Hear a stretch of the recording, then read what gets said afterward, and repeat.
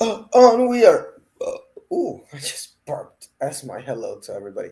We, we are on. We are live. It's the X Files Retro Review, Season 6. We've made it to the end of Season 6.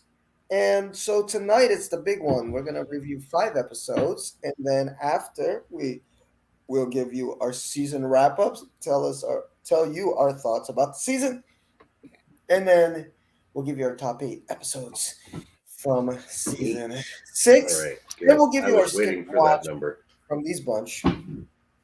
So it's a packed show, and we're going to try to run through it as quickly as possible because Indeed.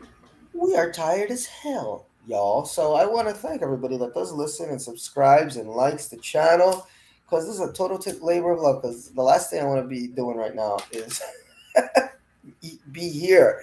But I love it so much. I love chatting with Pete. I love talking X Files. So we make the little extra effort, but we had a long fucking day. Anyway, let's jump right into it, guys. We're gonna start here with an episode called Milagro, Hmm. and it premiered on April 18th, 1999. 15.2 million viewers. Has an 8 on IMDb. Uh, and the story is by John Shaban, Frank Sputnitz, and teleplay by Chris Carter, directed by Kim Manners. A writer who lives next door to Mulder becomes the prime suspect in a series of killings. And what did you think of this? And before we went on, I told Pete I think we might split on one, and I think this might be it. I'm curious to hear Pete's thoughts on this episode. Yeah, well, this is a very Scully centered episode. It basically revolves around a writer who can make his book come true. And he has a fixation on Scully. And again, it's another one of these scenarios where we have Scully as the victim, but she kind of empowers herself in this one, and the weird thing is she's hot for the dude. I mean, Scully doesn't get much. She might have gotten it one from that tattoo guy, but other than that, throughout the series we don't see her getting much, and she kind of likes the attention. So I kind of like that aspect of it. It's a really cool idea. It actually reminds me of Alfred Hitchcock used to publish anthology books, and he had this really cool story called Obstinate Uncle Otis, which was about a guy who got hit by lightning, and then whatever he wrote would come true. And this was kind of like that. It was really, really kind of like that in the way that it was just out there in the terms of the way that a dude could invent reality. Um, you kind of feel for Scully because she only attracts the psychos. The last guy who was into her, besides Mulder or the Michael McKean character, I forget his name, but besides those two, like the last guy that was into her was the tattoo guy who killed a bunch of people. So she's constantly attracting psychos, and yeah, it was not the best episode, even in terms of portraying Scully, but it was different. It was different. It was a different concept, and it was a different way of seeing Scully's relationships with men besides Mulder. And the way that they made this guy like kind of sympathetic because, spoiler, at the end he sacrifices himself rather than kill Scully. So I mean, gosh, the guy like actually really loved her for some reason. And why does he love her? Because he's Mulder's neighbor. He lives like down the hall from Mulder, and she's over at his apartment all the time. It was almost like kind of a meta joke, the fact that she's over there all the time. It's like, who is this hot chick? You see these scenes of them in the elevator, and he's giving her these creepy stares, and she's trying to be polite and, brushing it off, but, you know, underneath, she's a little bit disturbed by the attention. But yeah, I would give this one definitely. I don't give number ratings, but I would give this a solid thumbs up just for being very, very different and engaging. Yeah, I liked that it was different. It actually caught my attention at first, but as the episode wore on, my attention waned a little bit. I did like the opening scene's fucking incredible, where the guy pulls his own heart out, Hmm. and then I called the guy. He's like a dollar store Sean Penn. He's already on the hunt for Scully. So there's a killer out there, but the killer's coming out of the guy's mind. So in a way, I think the writer wasn't even aware that he was creating this, or was he? I don't think he was. I think he was just kind of listening in on Mulder and Scully's conversation, getting inspiration for it. Therefore, he manifested this killer who was going after Scully. So it's kind of cool. I thought it had a little bit, Zodiac killer vibes. It was real nasty, taking up the heart. The movie Zodiac Killer, which I thought was a pretty cool movie. That's actually not a pretty cool movie; it's a great movie. Um, and then Scully does actually think Mulder is right for once, and then he changes his mind. So there's like a cute, cool scenes, and I thought it was kind of a whacked out episode. In that, like Pete said, it was kind of meta. Like, is the writer even creating everything that we are watching? You kind of get lost in these layers of what is reality, what isn't. Um, but like Pete said, man, I mean, Scully again being written into terrible relationships, drinking again with some whacked out dudes. I mean, you think she'd have She's an eye. lonely. She's lonely. Oh She's God, in yeah, love with her partner and she can't fuck him because it'll ruin her relationship. So she goes for the psychos. I guess. But I mean, yeah, Psycho would be happy, man, because she's hot. Um, but then I just didn't like it at the end. I wrote here, this episode reminds me of why I rarely like stories or movies based on writers because it gets, oh, it's like trying to show a writer being a writer in a movie usually ends Hmm. up just sounding really bad, like bad poetry. Like somebody actually wrote that in a wiki like this when they're reading his narrative, and it's like the Yeah, shadow of the writer and the writer trying to find the right words. And I can't think of one movie. Maybe Deconstructing Harry. I kind of like that one, but I've only seen it once in the theater, so it's now been a long I time. think the best movie about writers is Misery actually.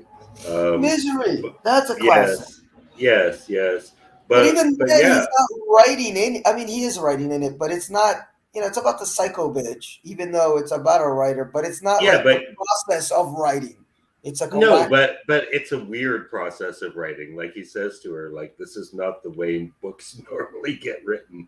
With me with my legs broken and you threatening me with a sledgehammer.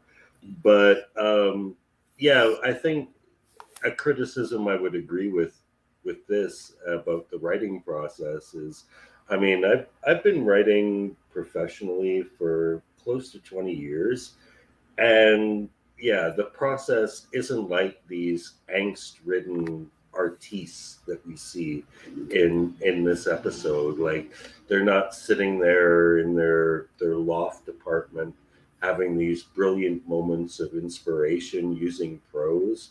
You just try and find the words that come to you and hope they're good enough to get paid for. That's really what writing is. Yeah, I mean, there's a romanticized version of it. You do have guys like Jack Kerouac with the whole story of how he just went in his room and he taped all the pieces of paper together. Yes, He wouldn't yes. stop writing, and it came out in like 1 week. He had a American classic on the road. Yeah. So and of course the drunken writer from Hemingway to early Stephen King. Well, Stephen King was more than just alcohol. So okay, you Yeah, he do was have on everything. he was on everything. So there's a bit of that romanticized, but even then, it's like those guys were kind of living somewhat stable lives outside of there. They were like functioning whatever's, whether it's functioning alcoholics or functioning this or that. Um, so, like Pete, I write a lot. I'm actually writing a book about Brazil at the moment. So it's a pain in the ass, but it's not like that. It's a different process. It's very and It's not the tortured artist lifestyle.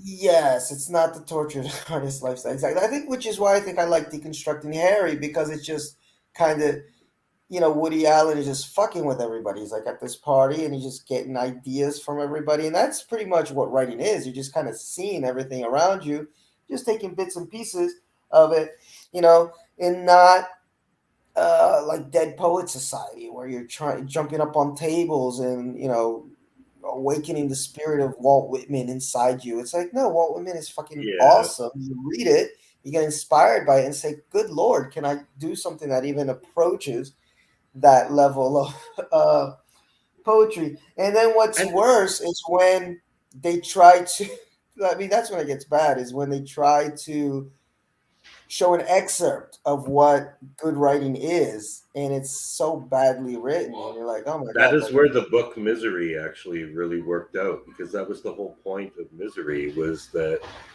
he hated writing this character, so he killed her off. He wrote a serious novel, and Annie forces him to write like the best book he's ever written. And you read it, and it's you read the excerpts, and they're good, right? uh, That is not what is going on in this episode. In this episode, you read the excerpts, and it's like, wow, that is actually some pretty bad writing. yeah, and that's always a danger for any type of film. When it comes to an artist trying to create something, like even if it's like music, let's say, and it's like you have to Yeah. create original music for, like, I don't know, it's a story about a fake band, like The Things You Do, I Hmm. guess. There was a movie back in the day with That Tom is Hanks. exactly what I was thinking of. And it Yes, was so good the way they did that, the way they hammered you over the head with that song so many times that yes. you just fucking hated it by the end. But it was a perfect like representation of like pop art. Exactly, it works, but you don't always know, So then you end up writing a really shitty song, but it's supposed to be like, this is the song from the band that's supposed to be bigger than the Beatles, but then in the end you wrote a shitty song that nobody remembers. So it's a fine line. I actually heard that song played at a club in Sao Paulo, actually. Really. Weirdest thing, yeah. Oh, I haven't heard it since VH1 was hot back in the Oh day. Like, wow. yeah, so it's been a while since. Maybe I'll go and listen to it and see if I still kind of dig it, because it was a cute song. It is, it is. It hits all the right notes, man. It's Yeah. catchy, it's simple. hmm So it's tough. So I didn't like it by the end. Like by the end, um, Agent Scully can't fall in love because she's already in love, and they try to get way too philosophical about the process of writing and this. And I'm like, that's not what I'm watching the X Files for.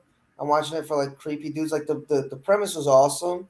If they had kept less of like tortured artists, I probably would have liked it Right. more. So like I said, caught my attention at the beginning, cool concept, but by the middle, I just gave it a meh. I do give number scores, so I gave it a Oh, really? 2.5. I was like, yeah, I was bored by the end of it. I was like, Scully again, drinking with the killer, or getting stuck with the killer when she rarely knows. We've seen that a million times, Right. and no suspense really. Whatever. I don't know. I couldn't get into it by the end. So this is definitely not one of my favorites. I would not watch this one again.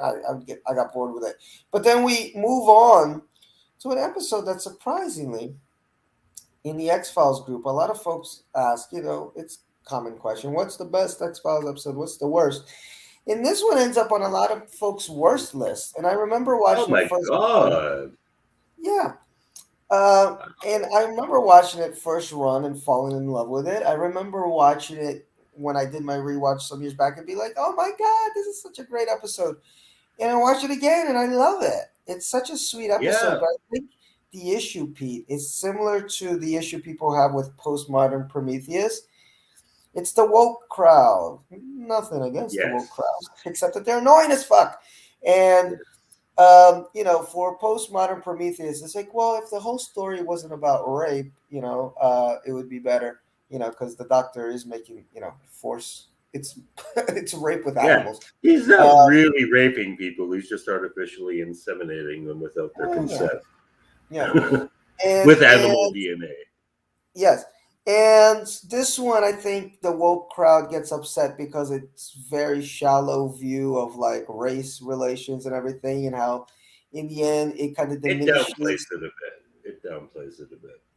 it diminishes. I think the idea is that it diminishes a bit of the greatness of the greats, like Ali or whatever, by trying to say there's a line in there, like, yeah, all the greats weren't necessarily from planet Earth. So I think that's what offends the woke crowd. But I'm like, Right. fuck it. It's a great little. But the flip side to that narrative is that they all choose to be black. Hmm. Not all of them, because I think they insinuate that DiMaggio is an alien as well. But the reason why that they choose to be black is because they want to stay low profile. They don't want to be in the Hmm. major leagues. They aliens like baseball because it's fun. And they just want to Hmm. play ball and have a good time and not be part of all this alien bullshit. So, I mean, I thought that was actually a really sweet aspect of it, where that's like an in-your-face social justice warriors thing. It's like, no, man, like they are actually speaking to the racism of the time, because like they the aliens appreciated that being black was going to get them, less attention. They weren't going to attract as much attention to themselves from the people they were hiding from. And aliens just like baseball. That's it. Hmm. And this is a thing we never knew about Mulder before, because this whole episode revolves around Mulder's baseball fixation. Well, Scully he walks in. I Yeah, was, I was gonna say that he showed a little bit of love for that at the beginning of Home, remember? Because he found a little baseball that the kids were right. playing with, and he kind of showed that he was into the game, but not like full on, like in this episode. Yeah, Yeah, never full. yeah. Scully walks into the office and she sees him going over the baseball scores from the 1930s and something, and Hmm. she's kind of like a dismissive person about it, and he's like, "Oh, baseball's America, baby," and he like totally sells her on it, and then he goes, and this is an important aspect of this episode too, because Darren McGavin was apparently gravely ill. They wanted him to be in this episode as well, but he was unable to do it. So they cast M. Emmett Walsh, who's a great actor. If you don't know who M. Emmett Walsh is, he's the big, giant, fat, old guy that you see in like almost every movie with the Southern accent. He's really good at it. So he goes to see him, and he is Arthur Dale's older brother. Yeah, that's a And brother. yeah, and he takes him back to this story about a Negro League baseball player who was a contender for the major leagues, but he sabotaged his career because he didn't want to be in the major leagues because he was an alien and didn't want that to get found out. But yeah, Mulder's love of baseball. There's a really sweet scene at the end where Mulder takes her to a batting cage, and she just Hmm. like has, it's her birthday, I believe, another Scully birthday episode. And she has a great time. So yeah, there were so many sweet things about this episode. It's a classic. I believe it's a classic too. And just going down here, the specs, guys, April 25th, 1999, 16.88 million viewers. It's got an 8.7 rating. So, and it's written and directed by David Duchovny. So, Arthur Dale's Oh, the brother. really? Yeah. The Okay. brother of retired FBI agent with the same name tells Mulder about an alien who played baseball for the Roswell Grays in 1947. Yeah, they play for the Roswell Grays. That's brilliant as well. And The bounty hunter is in it as well. yes, there's so much going on in this episode. I mean, the only thing that's a little weird is like, okay, they're supposed to be all evil and trying to get the colonization going and blah blah blah. So I don't know if playing baseball would be top priority, Well, I think this but this shows that they're not like this collective unit. They're people with individual personalities, just like us. So maybe this is supposed to soften our view towards the alien colonizers. I don't know. Well, yeah, there's so much going on with this colonization plot line. But let me see here. What do I got? Oh, so I like the whole beginning scene with the KKK coming in, but then it was Hmm. cool how they did that. And again, I guess I can understand how some of the woke crowd might be upset. Like, you're downplaying the KKK and going killing black people by making it like sci-fi. It's aliens against aliens. But okay, whatever. The KKK dude was an alien. Okay, Yeah, but well, I one love that he thing made. though I kind of liked about that is that like they really mock the KKK as a joke Mm-hmm. because they are. I mean, even among white supremacists these days, they're like, "Oh, that ain't how to be a white supremacist." Like, we know how to be white supremacists. So they did really kind of ridicule them for the joke that they are. Yes, and that's the thing though, because Pete brought up a good point because they did mention I had written that because I was looking for that. Are they saying that just black athletes were aliens? And no, said all the great sports athletes are aliens, not Yeah, just the they black ones. mentioned DiMaggio. They mentioned Yes, DiMaggio.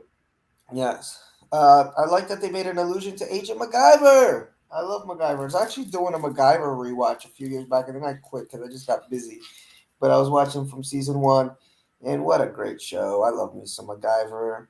Um, Alien Bounty Hunter turns to his true form, so we get some backstory on Alien Bounty Hunter. Yes, His true yes, form we is a do. gray, and he talks, so that was cool.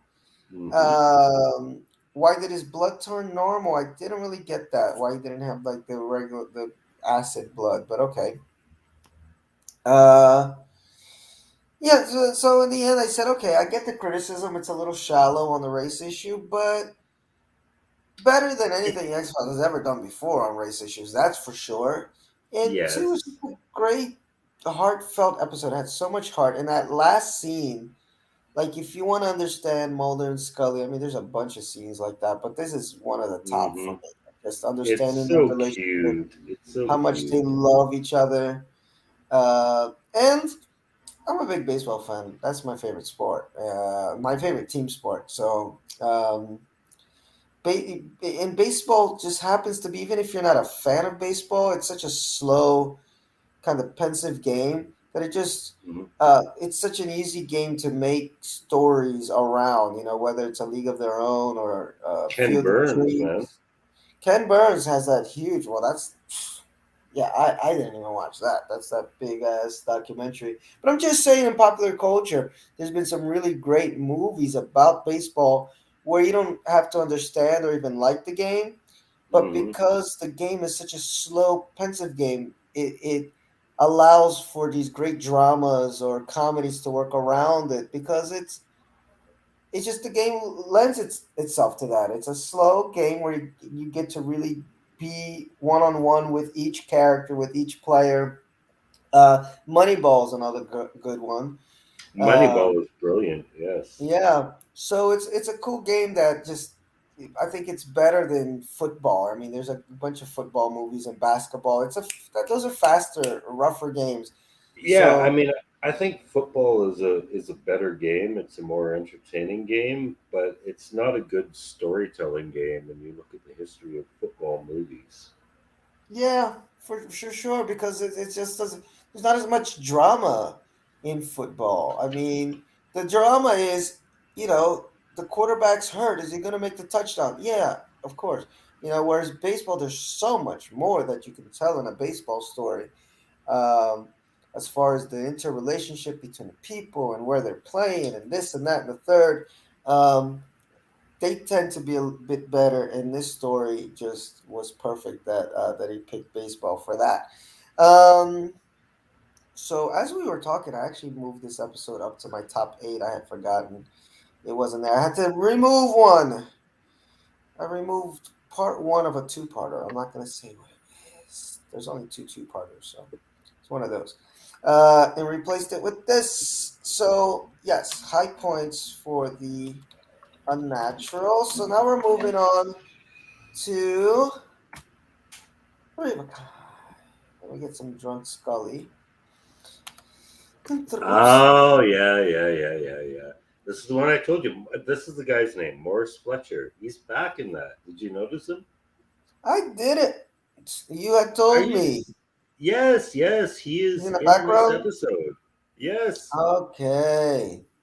yes. This scene actually, Oh, where when all they the get when he dudes, lights the yes, when he lights the when everybody lights yeah, their when everyone lights their cigarettes, he's standing okay, back and yes, he's laughing. yes. So this is a 12.94 million viewers watched this on May 2nd, 1999. It's written by Vince Gilligan and John Shaban, who's been writing a lot for this season. John Shaban, and directed by Brian Spicer. 8.2 rating on IMDb. The lone gunman encounters Suzanne Modeski again. So I was surprised to see her while Mm-hmm. infiltrating a defense contractors conference in Las Vegas. And guys, it gets all tricky. I'm Mm-hmm. gonna put this one over to Pete. He's better at giving you the rundown of this shit because this is a tricky one. And I, to be honest with you, I didn't like it that much, so I don't remember much of it. Yeah, I can't say I liked it that much, but what I did like about it is that it was completely Scully and the lone gunman. Like Mulder is out of the picture in this one. I like that too. Basically, yeah, the lone gunmen are in Las Vegas, um, trying to gain access to technology, I guess, that will be employed in assassination techniques. And they don't want to contact Mulder because, like, everybody knows that they're connected to Mulder. So they reach out to Scully instead, and they totally dupe her. This is actually the best part of the episode.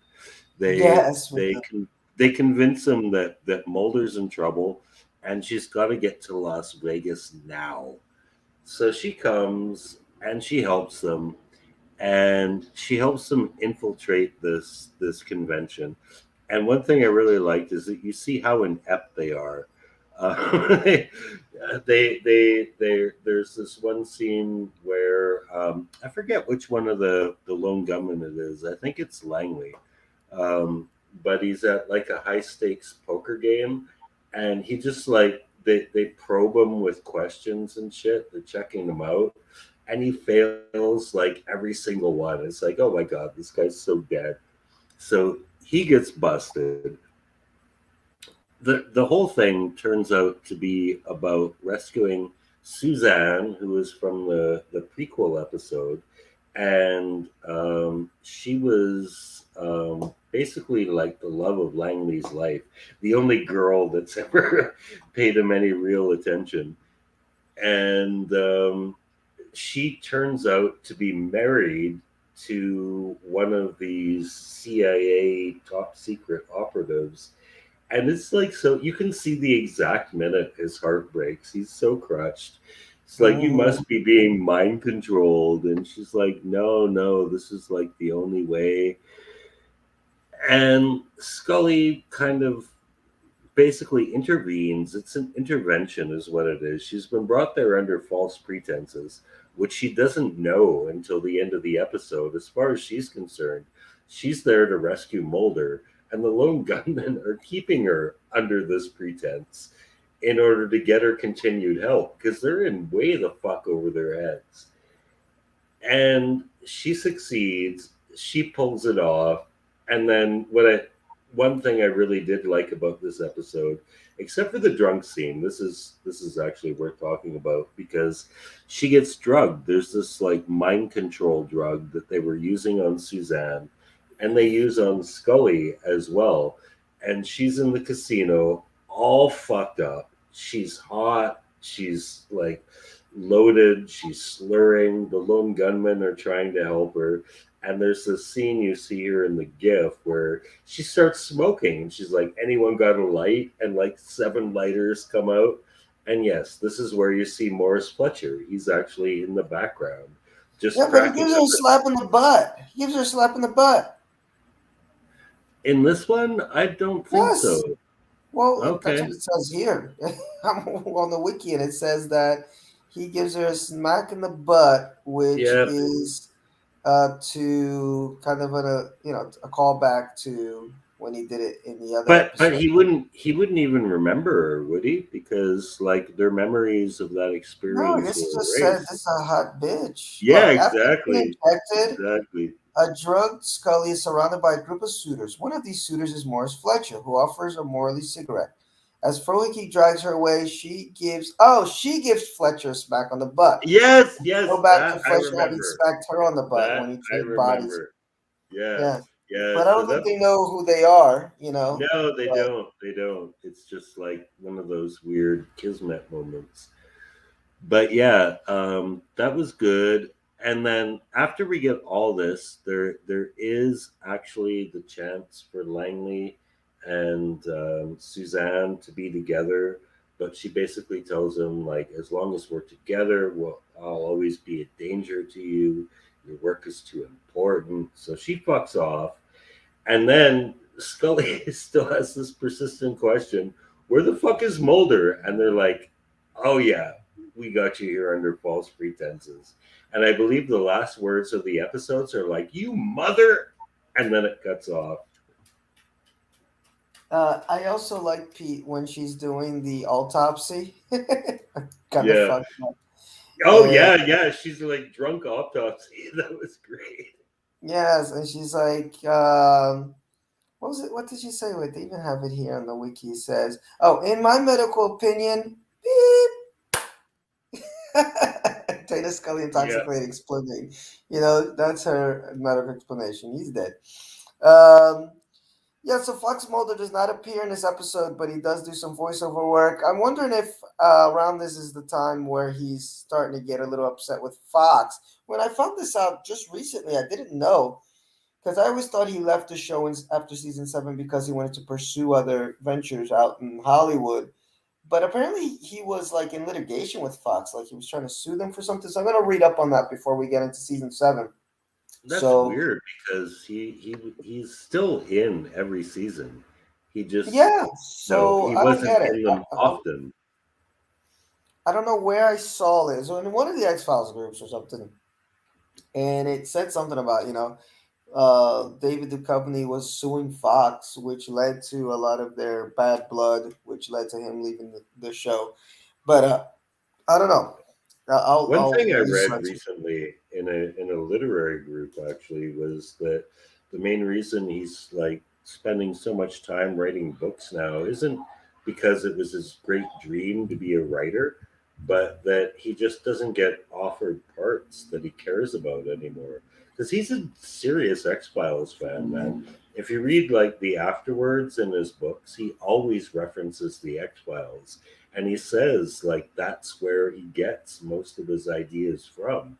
Hmm. So obviously like he's a fan of his own work in the X Files, but he doesn't feel like parts like that come around for him enough to make it worth continuing to be an actor when he can be a writer and just sell like a few million books on his name alone. No, I feel you. And the thing with the company is that I mean he's done other stuff. I mean you've watched Californication. I've never watched it. So he's I mean folks kind of know him from other stuff, but at the end of the day, he's one of these actors who he is known as Mulder. I don't think he was ever been able to escape that. It's cool that he loves it and he doesn't shun it. I think different than Gillian Anderson. I think she really, I mean, she didn't I want to be stuck as Scully for her Yeah, but whole I career. think she's a lot more stereotyped too. Man, like hopefully now because of the Thatcher thing and the Emmy nomination, she's gonna break out of that a bit. Plus, she had the fall and Hannibal, so she's had a bit of a resurgence. But I think Hmm. Duchovny, I think he broke out of that a lot more with Californication because that show lasted for fucking ever, It did, and but it was people like on Showtime, so like it was one of those shows that nobody watched. Like I don't know if it had the same pop culture impact. Well, obviously, like not what? as wide of an audience, but if you Yes. grew up in the '90s, no, if you were born in the '90s and you Hmm. grew up in the early 2000s, I know a lot of people who've never heard of the fucking X Files because it was like before their time. Mm-hmm. So Californication was probably their first exposure to Duchovny. To the Covenant. Yeah.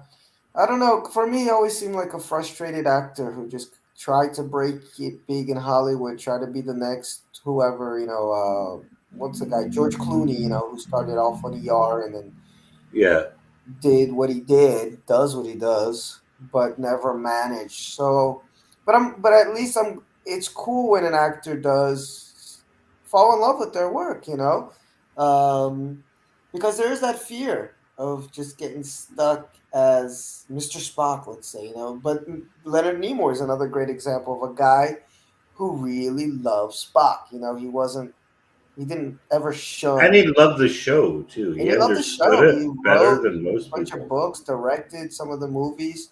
So it's kind of cool because that's a scary thing for an actor. Sometimes you get caught in a franchise, and then that's all you ever are. And Mark Hamill maybe is another example. I think he's always kind of loved. He's loved Luke, so different than than what's his name, Harrison Ford. Um, Yeah, but he also like branched out into other areas in voice too, like acting, he is the voice Joe. acting, voice acting, and tweeting. Like the Yeah, dude is like the king of tweeting. yeah. So it's cool when he's acts because I think it's the toughest thing, man, for an actor when you have such an iconic role to be able to finally find like Patrick Stewart. He's was Picard for the longest time, and then finally the X-Men came around, and then it's like okay, Yeah, he's somebody else.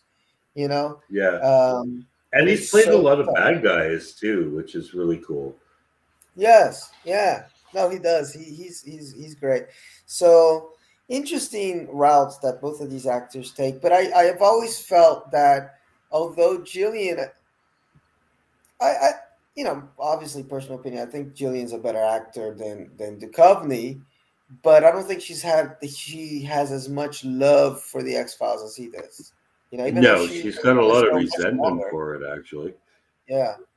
Um, And where's Duchovny? From season, maybe was it season 3 or 2? He was already kind of writing some stories, so he was in there. He was digging it and into the whole thing from early on. Um, but yeah, guys, my thoughts on this episode is I thought it was cute, but it kind of bored me by the end. At least that's what I wrote in my notes. Although the way Pete was explaining it sounded interesting, but I remember just from watching it, I was like, yeah, it's all right. I mean, I didn't need to get this backstory. It just seemed like a total setup episode for the Lone Gunman series, which I think premiered around this time, or maybe a year later. So, when you can just feel like, okay, this is a marketing ploy, like marketing package. Uh, so that's what it felt like, and it didn't Right. hide it very well. So that's why I just kind of, I got bored with it. And what saves it is just Gillian Anderson and her just being Mhm. drunk. 'Cause it's always fun to see Scully drunk. 'Cause she's so straight all the Oh time. yeah, Um, so that's what saves it. But I wasn't really intrigued by the plot and the twists and turns and Suzanne I Modesky's did back. like how their little Dungeons and Dragons buddy turned out to be a CIA assassin, though. Like the lone gunmen like to think they're so smart and they're They're in on all dumb. these conspiracies, and they got infiltrated by a guy playing Dungeons and Dragons. It's like, how fucking stupid are you? No, yeah, they think they're smart, but Mulder usually outthinks them most of the time when they're down there and they get all like, "Oh my god!" So, but yeah, it was just a promo for, "Hey guys, we're thinking about doing a Lone Gunman series. Can they carry a whole episode?" And my verdict is No, no. And no, they couldn't carry a whole series because the show was canceled after like 7 episodes. yeah, So that's about all I got to say about that. So let's move on to Field Trip, a trippy episode. Um, yes, and let's get up here. I got to scroll back up to get you some info about this episode, which premiered on May 9th, 1999 to 15.38 million viewers. Story by Frank Sputniks and then a teleplay by a whole bunch of people, John Shaban and Vince Gilligan. Directed by Kim Manners. 8.7 rating. Wow, that's pretty high. I thought it was a good episode, but not that good. On IMDb, a mystery involving two skeletons leads the agents on a journey in which nothing is quite as it seems. And no, it isn't, guys. Um, That's vague. it's a trippy episode. They end up finding the show. The cold open is that these two lovers are out there in the woods, and then they go out hiking, and then ends up that you see them as skeletons a little bit after. Hmm. They get all weirdo on each other, Yeah. and then when you see them again, they are skeletons holding each other. You're like, Hmm. what is going on? Oh, and this is the episode where I was telling you, Pete, where when we were out drinking, and I said, I think there's an episode where Mulder calls Scully out on always being right, and this is it. Yeah. Okay, Yeah. where she's not buying it, she's not buying, and he's like, man, how many times have I been right? It's like 99.9% of the Yeah. time my theories pan out. Like, when are you just gonna get with it? And I like that scene. That was a strong scene. Yeah. But it's all his delusional dreams, though. Oh yeah, that's a thing. Oh yeah, you're right Yeah, about that. because he brings her to his apartment, the Mm-hmm. apartment where the dude in the Mm-hmm. episode a few reviews back fell in love with her, and he's got an alien in his apartment, and right there you know something is not right. Mm-hmm. Like how could it be that after all these like faux endings, Mulder has an alien baby in his apartment. He has all the proof, all his validations. It's happy endings after all. And yeah, that's when he starts to rip on her. He's like, well, like, look, bitch, I got it. I got an alien baby. I'm right after all. And that's when you know something is not right. Yes. And what it is, it's another nature versus everybody episode. Yeah, man versus nature, and Hmm. one of the better ones, I think, actually. No, I thought it was actually pretty good. The only what do you call it? The only negative I have is it's a little anticlimactic. You kind of already get what it is, because Mulder goes out there by himself and then he gets shroomed up. So then the rest of the episode where it's just kind of trippy, but you know that okay, just like it's happened a billion times before, they're gonna be found at the last minute and they're gonna take them out of there, and then they're gonna be in some quarantine It's for a week. really at the last minute, though. Yeah, Like extremely. they're close to being mushroom food. Very close, yeah, because then she goes out there to try to help him, and then she gets fucked up too. Um, so then you get these double what do you call it? Double trips going on, and some of the trip scenes are pretty. Yes, yes. The waking dreams Oh, did I like lose from a Pete? dream, Oh, there he is. and you're not actually awake. Yeah, yeah. And they have some great scenes with Skinner where they're in his office, and um, you know, where Mulder's Yeah, just like, that was the best. That was the ending. That was the mhm, ending where Skinner is like, okay, you guys solved the case. Good job, because the mushrooms are apparently really smart. They realize that Mulder and Scully are actually outsmarting the mushrooms. I mean, it yeah, shouldn't be that hard to outsmart mushrooms, but apparently these ones are really smart. And so they're like trying to give them the fantasies that will just let them accept being digested. yeah, And and when Mulder's in the office and he sees Skinner like, bang up job, we're cleaning out all these mushrooms, he looks at Scully and he's like, I think we're still in the fucking cave, man. And you, as Mhm. the audience, are like, oh shit, I think they Yeah, are. they are. And he proves it by shooting Skinner. That's the best thing. He has that much faith in it that he just like empties 3 rounds into his chest, and that's actually what brings them out of it.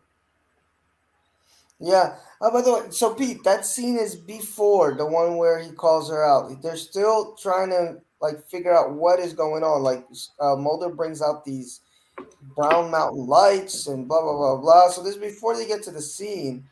And then Mulder says, Scully, in 6 years, how often have I been wrong? No, seriously. I mean, every time I bring you a case, we go through this perfunctory dance. You tell me I'm not being scientifically rigorous and I'm off my nut. And then in the end, who turns out to be right like 98.9% of the time? I just think Eh, I've earned the benefit of the doubt here. So this is really early in the scene. I think it's perfect. I was like, finally, because it does get frustrating that Scully just every time. Come on, Scully. It starts to get unbelievable after a while. But then after that, yes, when he's in the room and the aliens there and they're communicating telepathically, he's like, it's like, what is going on? Um, so I liked it. I thought it was I thought it had some really nice moments. I at least said there's nothing special about it because we've seen these type of episodes going back all the way to one of my favorites, the Darkness Falls, yeah, where I think it's better than most of those episodes, though. why? Because of the trip? Um, yes, yes, and also because it does deal with what you talked about, which is the Mulder Scully relationship. There is actually a line of dialogue in that episode where Scully says, Mulder, I'm admitting I was wrong. I Mm. mean, I think that's when she sees the alien, which is a hallucination. So it may not be that valid, but this is definitely like a point in the series where Scully's attitude starts to change. Yeah. Well, I think season 6 that's been the trend because I don't know if they knew already that Mulder wanted to leave, or not Mulder, but the company wanted to leave or not. But you do get the sense that, well, as an audience, I think we were tiring of two things as an audience. I remember from being a kid watching this, well, young adult by this time, um, um, late teens. There you go. It's the relationship. It's like, come on, guys, they fucked. At some Yeah, point after the movie, let's just get done with it. It was cute for 5 years, but let's see what this can be if they're together. And two, is Scully not believing after 6 fucking years seeing, even if you didn't see it head on? I mean, so many things peripheral. How do you say that? Peripheral, peripherally. peripherally, that you Yes. have seen. It's got to make you at least give Mulder the benefit of the doubt some of the time.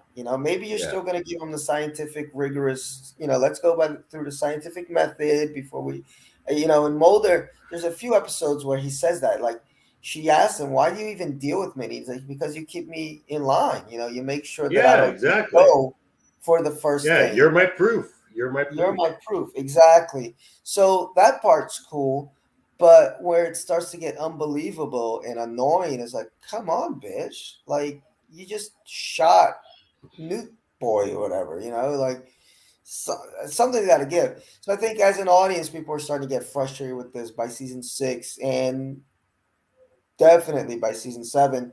So I don't know if, I guess the writers were starting to shift so much so that the episode we're going to talk about now, I guess we could just move on because it's a good segue, Hmm. um, is Scully Sea Ship. Finally, Biogenesis. Okay. And this is a Hmm. big part one of a big three-parter.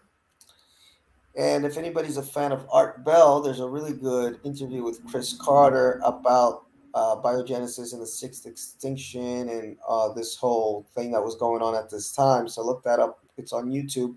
Um, so it's 15.86 million viewers watched this on May 16th. It has an 8.5 rating on IMDb. Hmm. Mulder believes that. Metallic objects discovered in Africa are proof that life originated elsewhere in the universe. So we've been far from the mythology for a little bit. I mean, you had the one father, two sons, whatever, two fathers, one son. Um, but that kind of closed that chapter. The syndicate got all burned up. Yeah, It kind of said, okay, that's it. So where do you go with mythology after that? We didn't know for a while until boom hits us with this, and it's the fact that hey, they're still out there. The aliens are still out there. Not sure if it's exactly the same aliens with that whole colonization arc, but it's definitely yeah. It's aliens. aliens. Yeah.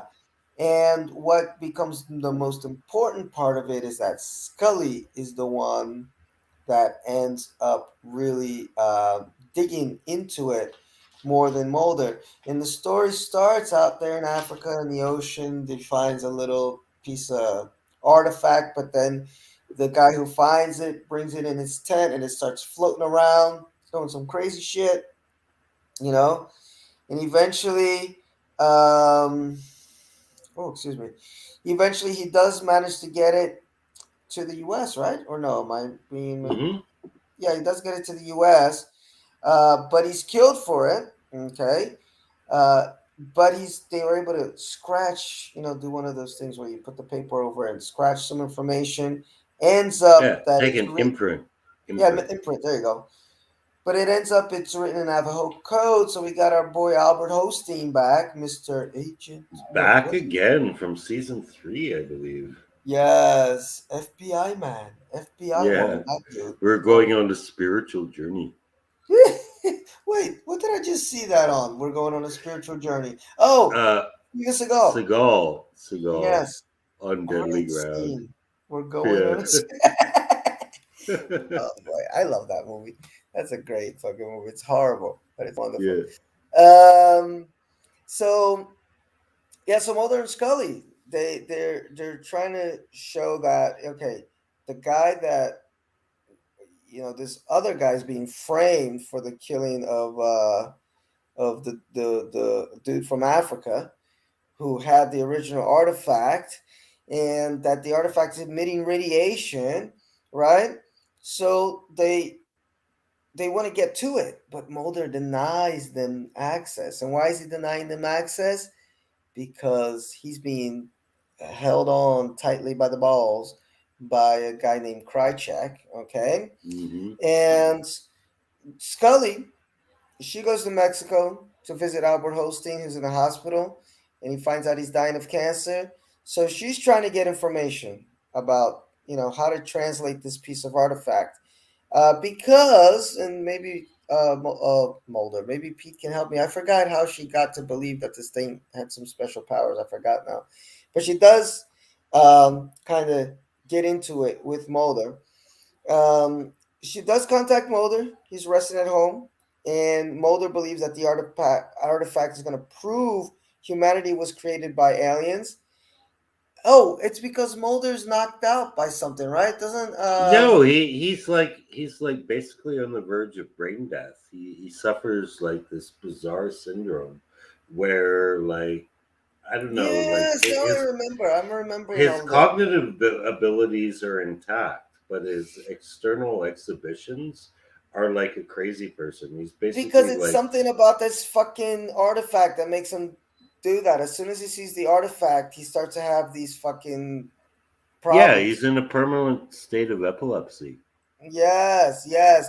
And then Diane Fowley shows up. because his brain activity is like so high that Mhm. it basically causes his mentality to shut down. That was what I really loved about this episode. Not so much like Mulder going crazy, but just Scully like being like, "Oh my god, like this is the love of my life. I got to save this dude." I gotta save him, and now I gotta take over his work. So that answers Yes, the question, which I exactly. had forgotten, why it is that Scully bought into this whole shit. And that's Exactly, it. yes. And another thing about it is our girl Diana comes back into the picture and she's kind of singing the same song, but Scully gets the message that her intentions are not that altruistic. They're both basically on the same side, save Mulder, Mm-hmm. but she's thinking like her motives are not the best. So I have to find the best way to save Mulder. Whereas whatever Diana is up to is some bitchy fucking shit. Yep, yep, yep. And does she fuck Mulder? She's like, I'm here to help you, and then she like, That's actually in the next season. okay, all right, because I was Yeah. like, fuck, that's sometimes kind of help. But in any case, Scully does end up going to West African coast to the West African coast, where she discovers that the artifact is part of a large spacecraft, which is Mm-hmm. partially buried in the ocean, and then bam, bam, the Yeah. episode ends. She Uh, sees the UFO. Finally, took this bitch Yes. long enough, right? Yeah, I know. She's passed out every time a UFO passes by. I But now know. she gets it. She gets I it. mean, she did have that hot scene where she was getting hypnotized, and she was like, "Oh, oh," you know. Yeah. But then, was that real? Was that not real? Because remember, she got taken up by with what's her name? Um, Catherine, no, something Spender. with Spender's yes, daughter. yeah, yes, Cassandra, Cassandra, Yeah. yes. So she saw it then. She definitely saw it then. But then everybody's memory got wiped. Yeah. But anyway, unfortunately, guys, I didn't like this episode at all. I know Ah. Pete liked it. Um, Yeah. oh God, I just thought it was just. I said kind of a snooze fest of a finale. Finale. A lot of setup, but no real stakes or drama. After the movie and the death of the syndicate, it's clear Chris Carter was trying for a new mythos angle, but not sure where to really go with it.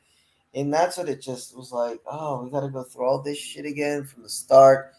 I got bored with it. I dislike part two and three even more, but Mm-hmm. this one was at least somewhat entertaining because it kind of you're curious of what it was gonna lead up to, and that final scene is fucking awesome. Mm-hmm. But I just didn't care at this point. I don't know if it's because I know where it leads already, which is to nothing. Right. It's so I mean, it's kind of hard to not have that bias. I'm pretty sure first run I was pumped for it, back in the day. But now it's just like, oh, more of this shit that I know is just gonna lead to bullshit, and then all of us, and he's gonna forget it all, and then it's gonna be that in season 9 you get that weird super soldier the mythos, so that may have something to do with it. I won't lie, but it's just an episode that bored the shit out of me. For a finale, I mean, I wanted something Mm. like stakes at the finale, like Mulder's about to Mulder, don't jump on that train or whatever it was on the. Although I think that Right. was like Right. a mid-season episode, but you know what I mean. Like what's gonna happen? But Mulder I getting the think oil in his face. I I think what made it dramatic though was that I mean this was in the era when actors and their grievances with their employers were made rather public, and it was already clear at that time that David Duchovny had some problems with Fox. So when you see him like all fucked up like this through the whole episode, it's like shit, man. The guy might not be back, and he played that really well actually because he is actually in every season, like because he loved the X Files so much, but there was always this hint that like yeah he's not going to be around forever, man. He's going to bail on this show, and this would Well, have been the perfect time because he was fucked up like um what's well, her there you go, Pete. face. Check this out. You just said it, and I googled it. So actually, I mean, I was gonna save some of this stuff for season 7. But apparently, it's exactly what you said. It was happening right at that time. I got a Variety article here, and it says My internet says you'll be directed back to your article in 10 seconds. What the fuck is this shit? But the headline, oh, the company sues Fox over TV rights sales. So there you go. August 13, Yeah. 1999. So this is right when this stuff was airing. He sued 20th Century's Fox Thursday, alleging that the studio had cheated him out of millions of dollars in profits from the television series. The lawsuit filed in Santa Monica's branch of blah blah blah alleges that Fox sold various rights to the X Files to its own or affiliated companies at below market prices and engaged in other actions that reduced the apparent profits generated by the series.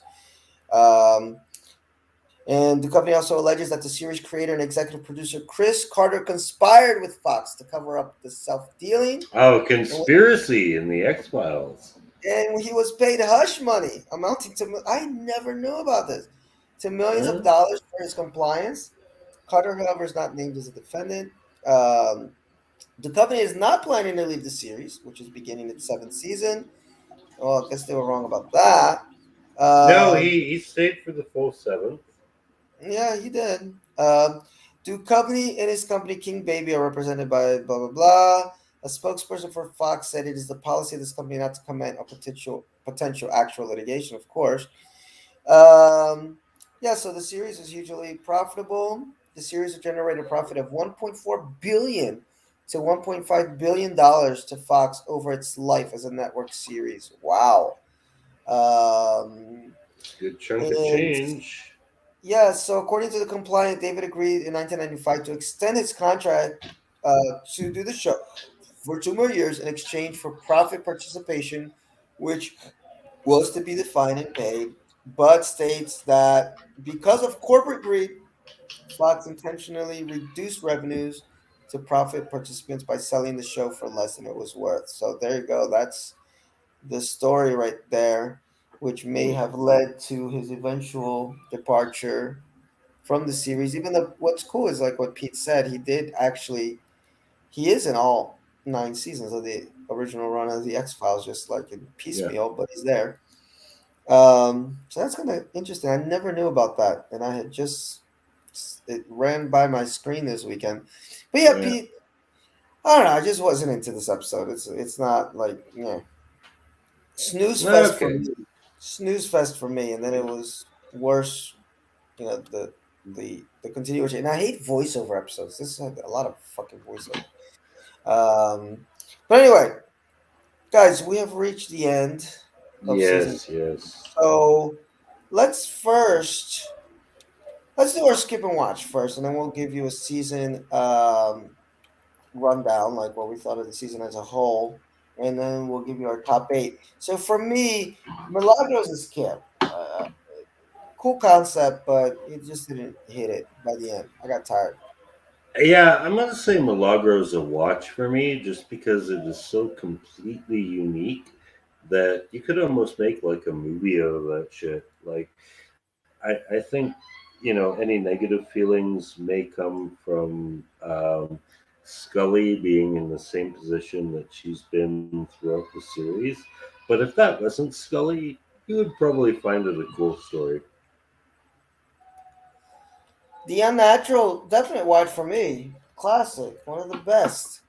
Oh, All the, absolutely. Absolutely. I remember this shit fucked me up when I was a kid. I wasn't a all kid, I the. was 21, but I'm almost Oh 50 now, yeah. so I was a kid. And great alien makeup. Loved it. Three of a kind, skip. Kind of whatever story. I, There's I better would James say I stories. would say skip, except I'm such a huge fan of Morris Fletcher. I'm gonna say watch just for that one scene. Field trip. For me, that's another skip. I've seen it a million times already. I Wow, we're disagreeing a lot today because I have to say watch just because yes, we have seen the man versus nature thing before. I think this is the best one. All right, there you go. So I told you we were gonna disagree on a few. And again, for me, Biogenesis is a definite skip. Bored the crap out of me. Yeah, I gotta go with watch on biogenesis. Just Honestly, to harken back to Dallas, there was a time when Larry Hagman was in contract negotiations with CBS, and they shot JR and threatened not to bring him back. And he's like, "Motherfucker, I am the show. You better pay me what I'm worth." So it actually, honestly, Biogenesis, because it reminds me of Dallas. There you go. The only positive for me with this is the last fucking scene. It's like Scully finally sees the shed. Um, so season 6 as a whole, what do you think of it, Pete? I think this is probably the last great season, and it was a great season because after the movie, they had hit like the height of Mount Everest. There was nowhere else they could go, so they're like, let's just go crazy. And I'm on season 8 now, so I mean, I can tell you that, yeah, in season 7, with the possible exception of X Cops and the Genie episode, they had kind of run out of ideas. But this is the last great season where they really just got to dump all their batshit crazy ideas. Um, it's probably it's hard to rate because it's got a very different vibe from the previous 5 seasons.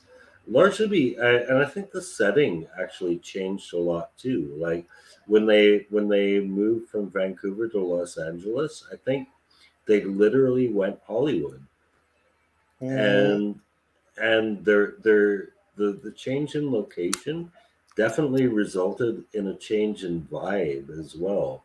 So it's kind of hard to rate because the Vancouver seasons were definitely like this dark, this underground show that had mystery, and here it's pop culture. Mm-hmm. It really is like something that 12 million people are watching. Like it's not your own thing anymore, you Yeah. know. No, it's Law and Um, Order all of a sudden. yes, exactly. Um, so it's kind of difficult to rank it in because it is a really good season. I love the meta humor, but at the same time, it didn't feel like it was yours anymore. Yeah, no, I feel you. I mean, you pretty much took all the words out of my mouth because that's basically the same thing I would say. I think I said it at the beginning when we first started doing the season 6 is that this is the X Files pop culture in its version, and it's pretty much they walk that tightrope. They managed to walk that tightrope this season of still being creepy, still being quote unquote the X Files that everybody remembered for 5 seasons, and still and yet managing to jump over to pop culture and Yeah. being a pop culture reference and making references to The Simpsons and being on The Simpsons and all that. Yes. Um, The Simpsons crossover was great. yes, yes. And remember I come in peace.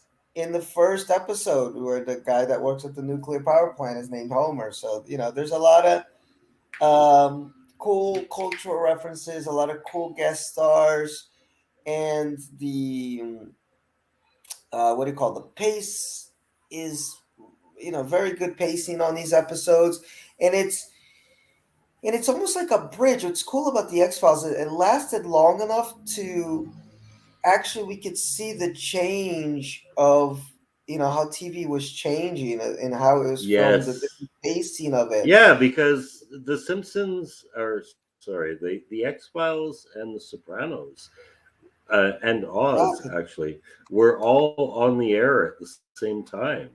I know it's crazy to think. It's crazy to think. The Sopranos premiered this year. That were Yeah, 1999. I just had to double check yeah, here, but yeah, 1999. The year that this great season of the X Files was on was when The Sopranos premiered, which really changed the television landscape forever. But the X Files was right there, paving that road, and that for me is what like what Pete was saying, the new setting, the Hollywood setting, but also the faster pace, um, even a bit more gruesome in some scenes. a little bit more brutal than just gloomy and kind of slow burn of the first seasons. You can see it here, and it's amazing to think that the X Files went to what 2002. It's like, yeah, the X Files is a 2000s show. It's not just a 90s show Yeah. because you don't think of it as a 2000s show.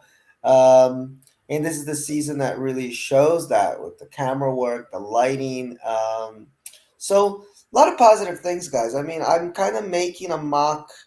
I have to think about it a little longer because at the end I want to just do an episode where we rank the seasons. But so far, I got it behind season five, three, two, and then I got six. I was really pleased with it. The end it kind of sputtered at the end, as you could tell from this tonight's episode. Um, but everything leading up to it, I was really, really, really pleased with what I saw. So definitely a great season of the X Files, and maybe even a good entrance season for some folks who had never seen it because it's mythology light. Of course, if you didn't watch the movie, you're gonna get lost the first two episodes. So start with Drive. Watch the Monster of the Week ones, and um, you should be okay. Maybe skip one father, two sons, or two sons, one father, whatever it is. Maybe skip that one if you're just jumping in at season six. But it's a great season to um, get a feel for what the episode can do when it's running on all cylinders. So our top eight for tonight. This was a tough one for me, Pete. I'm not gonna lie. I Yeah, it even was tough for me as well. yeah. I'm I'm, gonna just I'm mention actually, real quick honorable mentions that did not make it. Monday in I liked Aguamala. I was gonna put that in my top eight, and I took out One Father to put the Unnatural in there. So I had to see, three I'm going to episodes. cheat because I'm going to combine the two parters. Oh, you cheater. Yeah, but the so a few episodes had to be taken out that I really wanted to be on there. So I'm gonna start. I'm gonna say Arcadia. Arcadia rounds it out. Only reason it's at the bottom is that the ending was a little like, okay, the monster didn't really do as much as it could have. But awesome episode with the relationship between Mulder and Scully. The relationship we knew was there, even though they were faking like a married couple. But great fucking episode. So Arcadia is my number eight pick. Okay, I am going with Monday for number eight. Yeah, it's a time loop episode. It's repetitive, but gotta love the waterbed. And yeah, I really felt for this poor girl who was just trying to make something right, and it turns out all she had to do to make something right is to fucking die. Sometimes it's the best thing you can do when your life is shit. Oh, I shouldn't say that, right? It's suicide. Oh, yeesh. Okay. Forget what I just Mm. said. Take it out of the. We'll edit it out later. Don't kill yourself, folks. Um, and episode five, Dreamland Part Two. I don't like it as much as Dreamland Part One, but there's some classic stuff in Dreamland Part Two also. It just kind of sputters at the end. We're just trying to figure out how to get back into each A other's. lot of people say that. A lot of people say that. I didn't find it, but okay. There you go. That's my number seven. All right. My number seven is The Unnatural, which we reviewed on this episode. So I won't dwell on it too long, but alien baseball players can't go wrong with that. It was awesome. Yeah, and Pete, you saved the unnatural. I actually ranked it quite high after you mentioned your thoughts on it. I forgot how much I loved it. And in episode four, Dreamland Part One is my number six pick. Um, yeah, it's such a great fun. It's cool because I think it may be the only two-parter that's not directly related to mythology, and they Hmm. made it work. Great guest star, um, just funny as hell. Again, walking that tightrope is season six, man, and they just managed to make an episode that's not a full comedy one, not a full Monster of the Week one, not a full mythology one, but it Hmm. just everything the X Files does great is in this episode. If Yeah, it you, had a lot of heart, like that scene where Mhm. they say goodbye to each other because it's like, man, you're stuck being Morris Fletcher forever, and that's really sad. That's really, not only is that really sad, but it's also really sad that that Mulder is stuck being Fletcher forever as well. Mhm. So yeah, I mean, it was like this is the end. Like, how bad does this suck? That was it. What's your pick for Oh. six? My pick for six is field trip. Oh, you really Field love trip. that one. Wow. Yeah, yeah. Field trip. I don't know, man. It's, what can I say? I've done a lot of drugs in my life. I can relate to their experience. So yeah, I can relate to, like, is this real? Is this not real?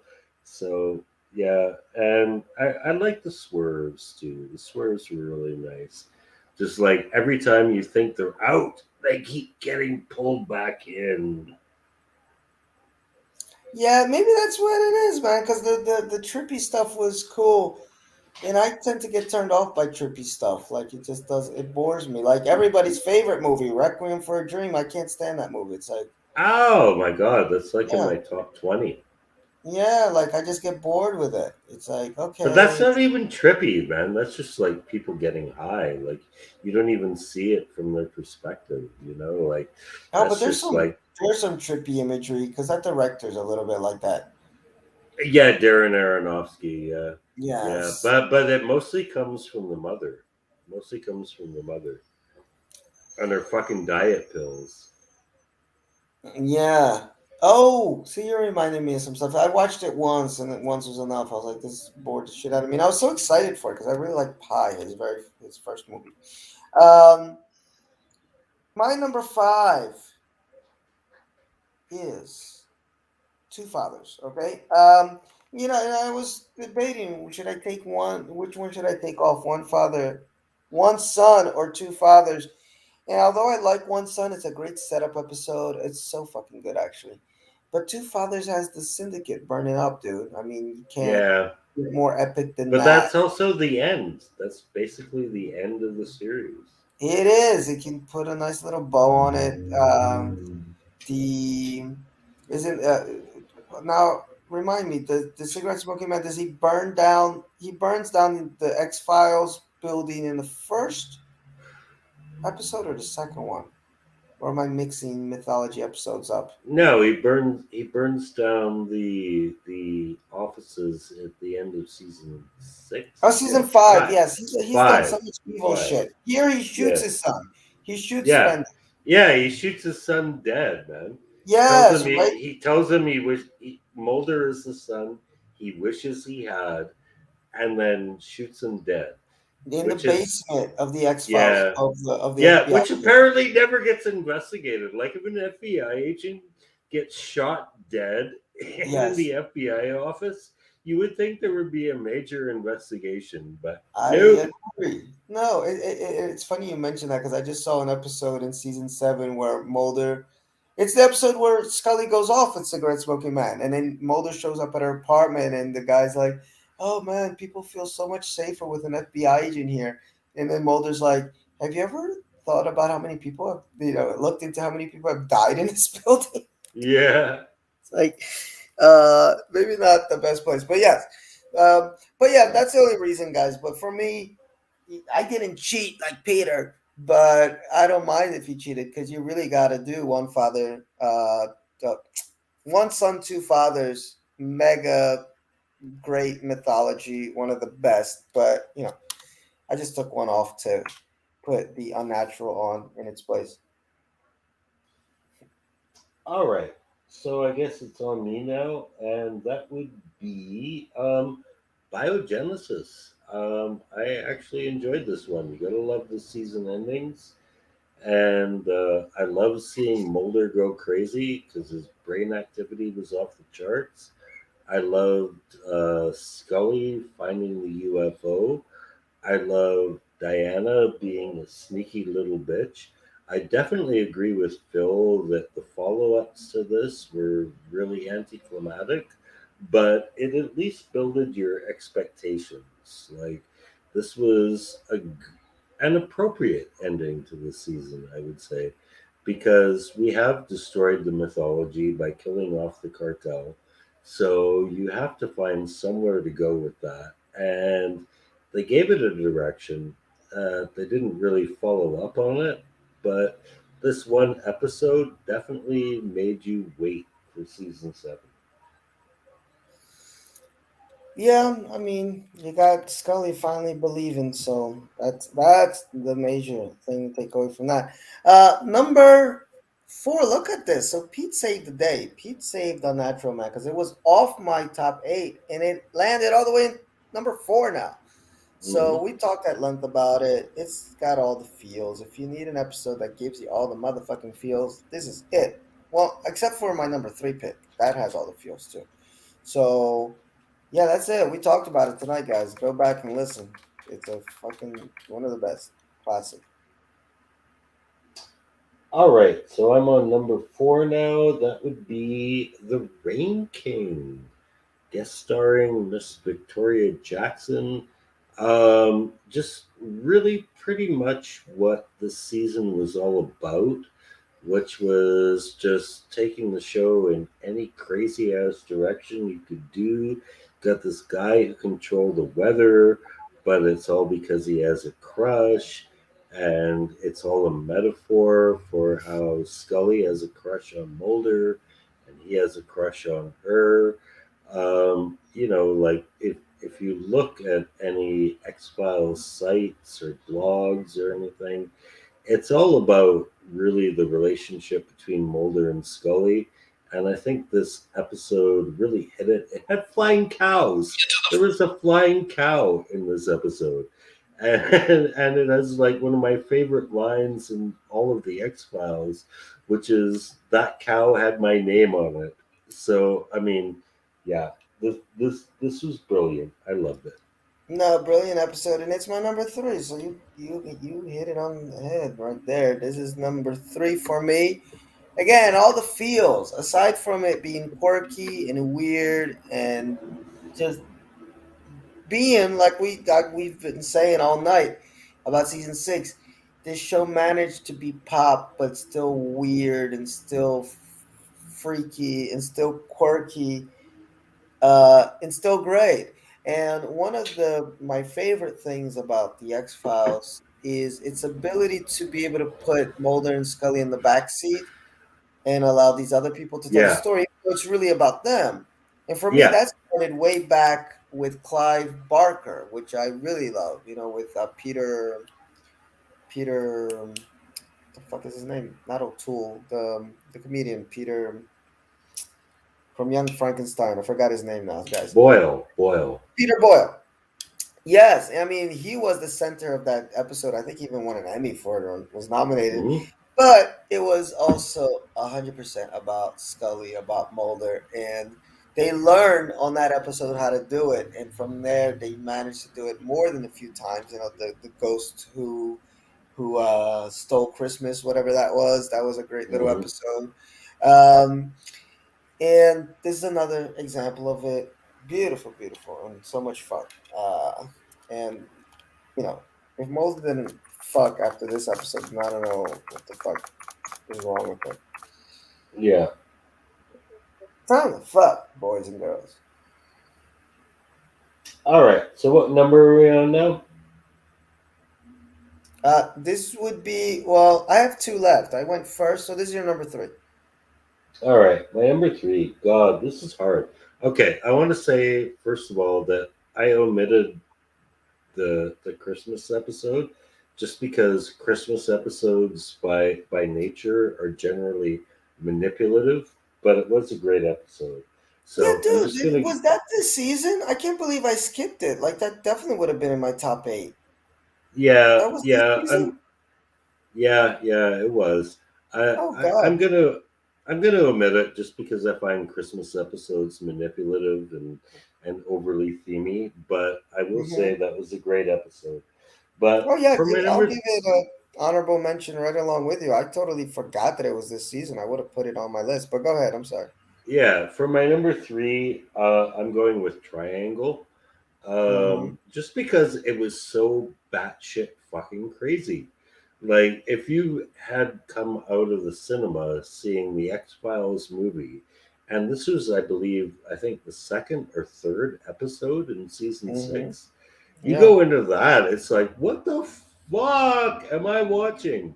It was just so nuts with like all the characters doing this Wizard of Oz thing where the actors were playing themselves in type, but completely different characters. Like William Davis playing a Nazi, and Scully playing a flapper girl, and the single shot editing and the dual screen, like that was revolutionary. Like I Mm-hmm. can't think of something where that has been done since. It was brilliant. It was brilliant.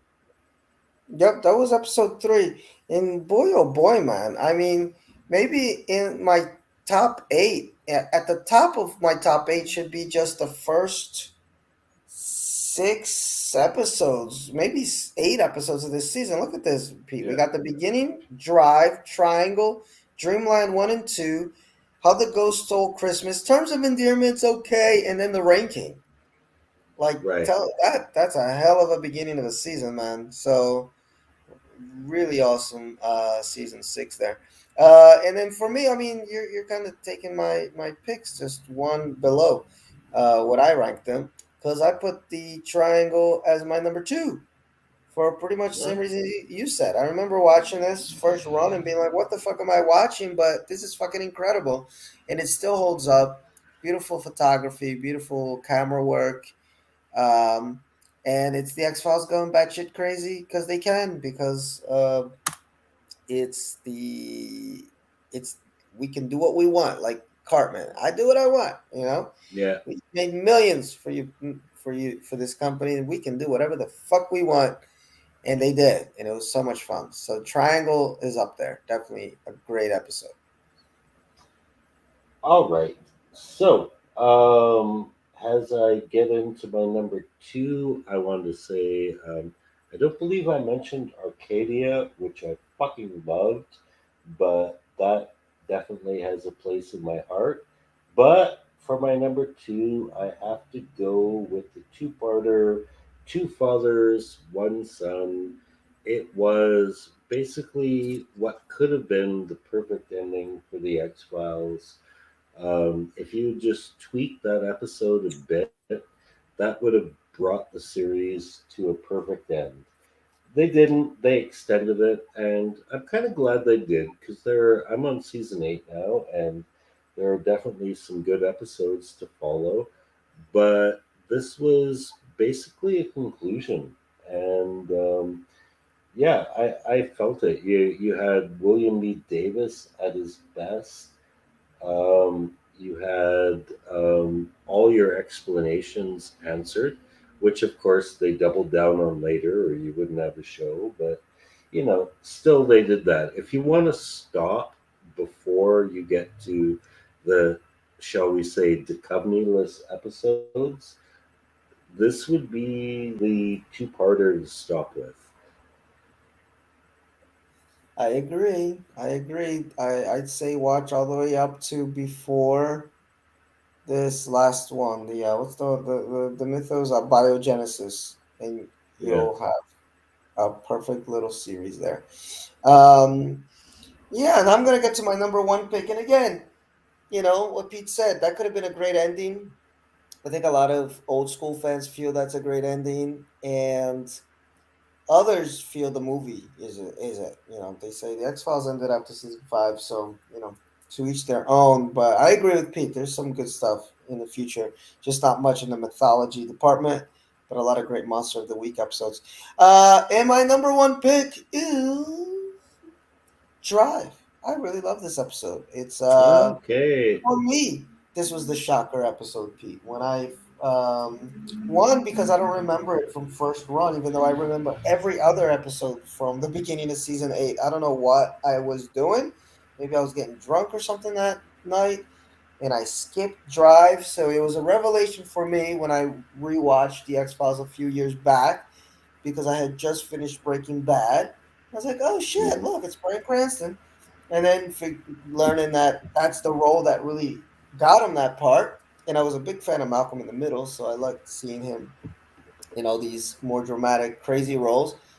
And then watching it again now, it was a pleasure to watch. Just a great acting duo. Him and Duchovny just playing off each other inside of a car. Yeah, Um, and, you know, and not him being really. a dick the whole time too. Yeah, exactly. He's Like he's not. sympathetic, but he's a dick. No, it's well written, well paced. And it's one of those episodes that's just to showcase the actors, like that early episode, Ice. You know, we just put the guys in a room and just let them act, and they're gonna sell it because of, well, one, the writing is really great, but two, the acting is really great. So that's what I love about it. It's just great acting. The ending is a bit of a downer, but it fits perfectly, It's and so sad. It's so it's just sad, the extremely ending. sad.